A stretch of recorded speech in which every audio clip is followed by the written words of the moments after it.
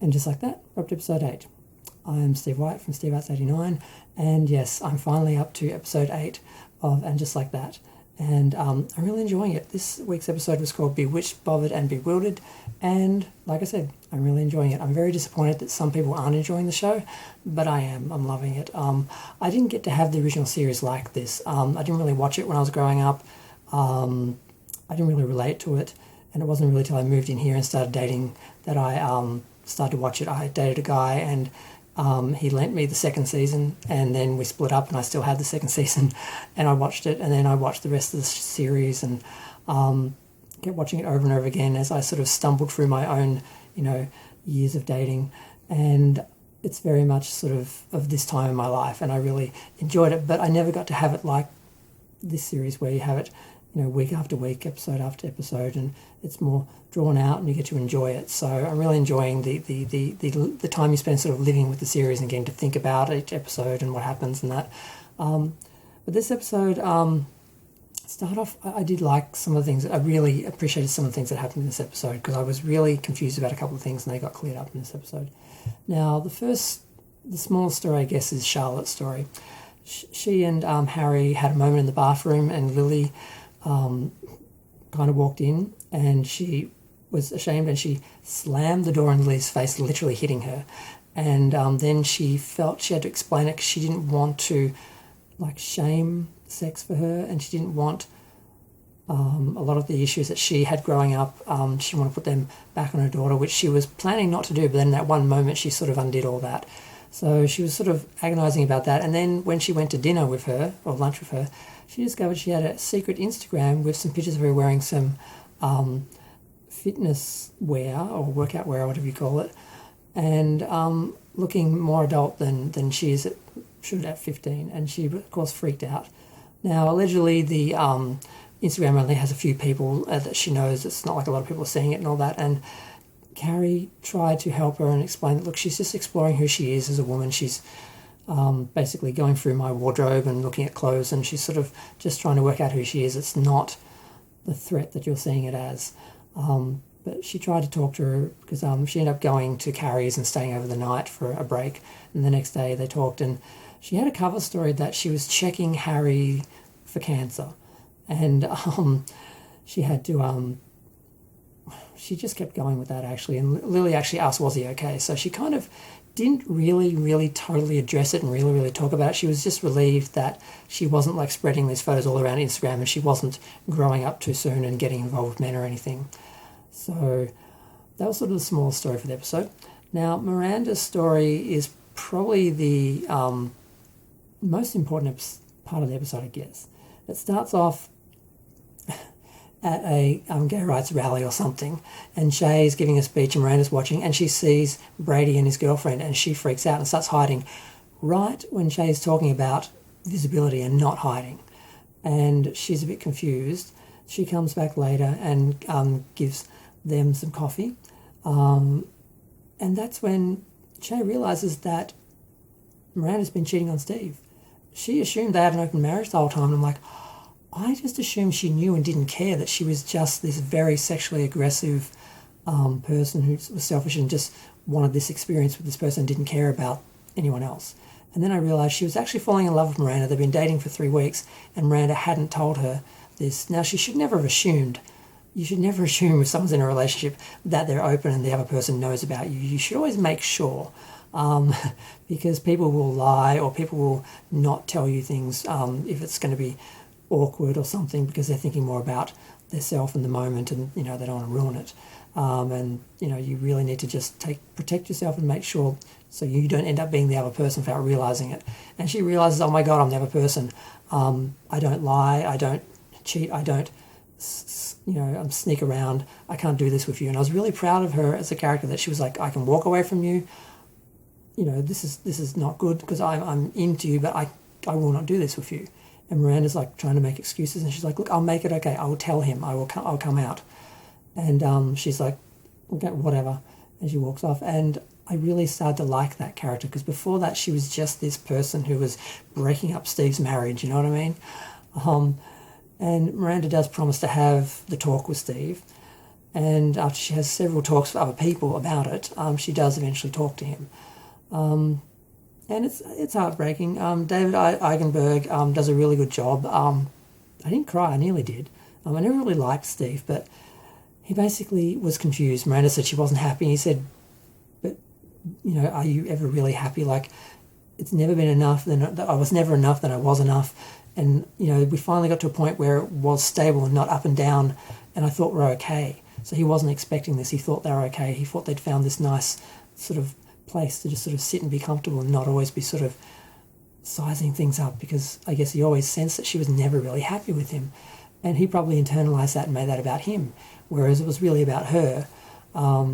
So he did a really good job of that. And he basically just said, look, I just want you to be happy. And if this is about you, if you need this, But obviously he wasn't expecting this. He thought they were okay. So if it had come at other times, he might have expected it more, because he'd felt that they weren't happy in that, and there was a lot of trying to balance things. So it was disappointing for him and sad for him, but the actor did a really good job. Now, then, because Miranda did also meet up with Jay just before that and say, look, I'm going to break up with him, I'm going to end things because I want to be with you, but I just need to make sure that I'm not imagining this, that you really, I have these big feelings for you and you have feelings for me. She said, yes, I'm in love with you.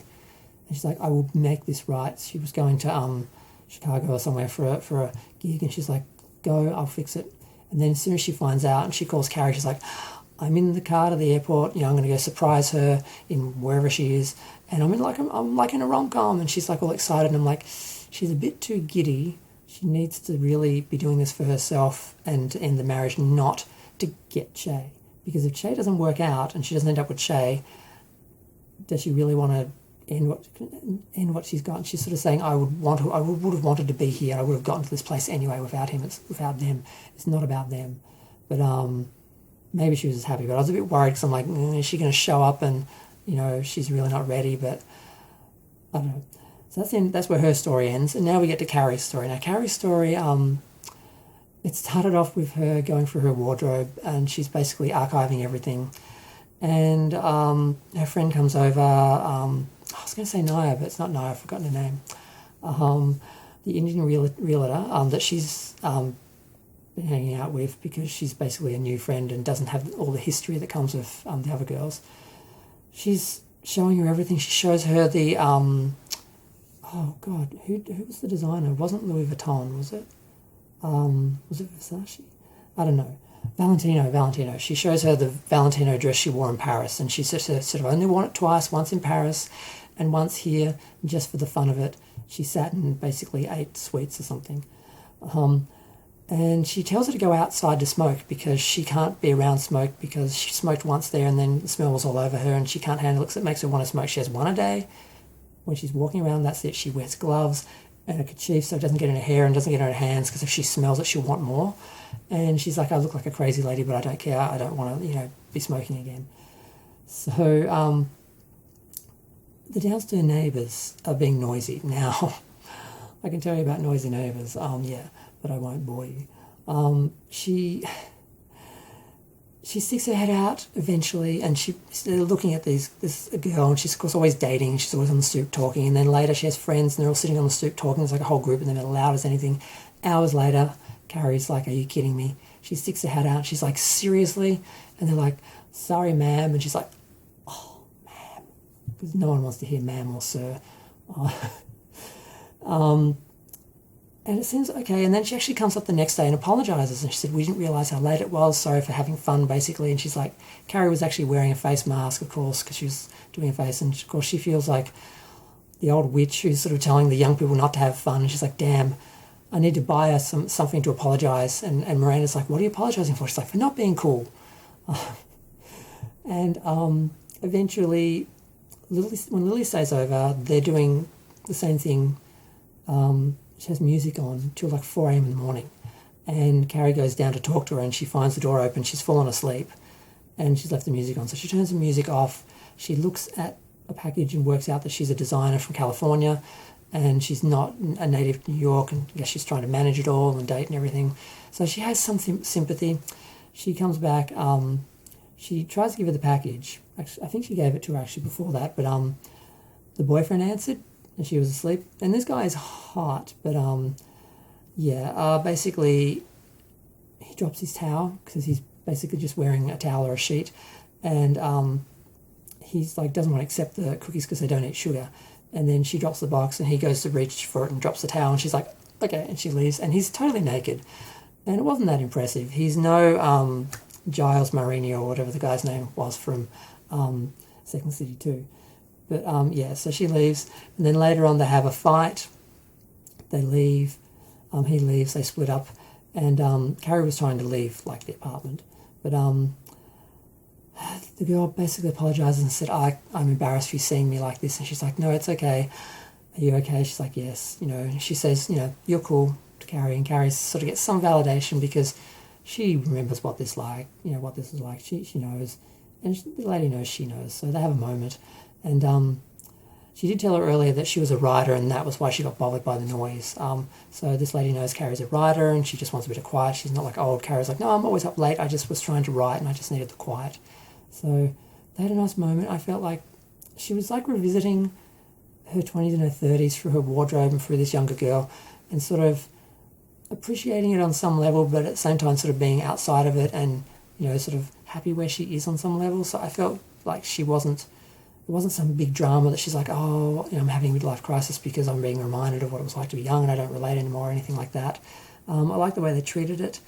And the end of the episode said, and just like that, I realised something should never be put away, and she's sitting in the Valentino dress again at the window basically eating sweets or something, or lollies or something, or chocolates or something, and just, I don't know, just enjoying herself, and I